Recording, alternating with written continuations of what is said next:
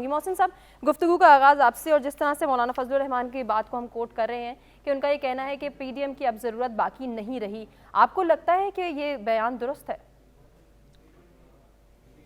अभी इस प्रोग्राम की शुरू होने से पहले मौलाना फजलुर रहमान की शहबाज शरीफ से मुलाकात हुई है, तो और उसमें क्या गिले शिकवे हुए हैं, और हो सकता है कि ये मौलाना ने वो तोप के लाइसेंस की दरख्वास्त दी और पिस्तौल के लाइसेंस पे वो बात हल हो जाए।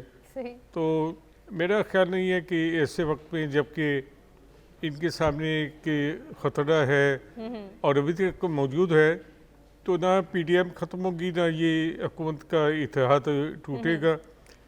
ये सब मफादात का एक सिलसिला है जो चलता रहेगा।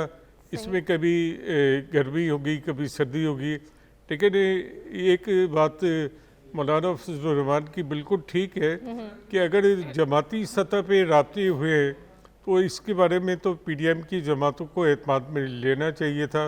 ये बिल्कुल गलत बात है कि जब आपको ज़रूरत हो तो मौलाना अपने लोग लेकर सुप्रीम कोर्ट के सामने बैठ जाएं, और जब आपको उनकी ज़रूरत ना हो तो आप उन्हें ऐसे मुदाखलत में पूछते भी नहीं हैं। सही।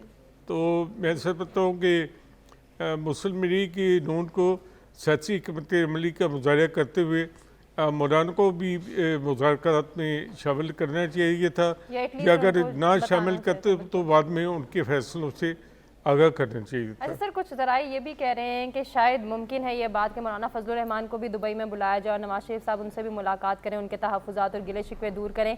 आपको लगता है अगर ये मुलाकात होती है और गिले शिकवे दूर करने की बात होती है तो मौलाना मान जाएंगे? नहीं, मेरा ख्याल नहीं है कि कोई ऐसी कोई मसला होगा। देखें, मौलाना एक सियासी जहन रखने वाले शख्स हैं और वो सियासी तौर पर मामलात को निपटाते हैं, तो ये कोई ऐसी बात नहीं है जिसको बुनियाद बना के मौलाना मुस्तकिल नाराज़ हो जाए।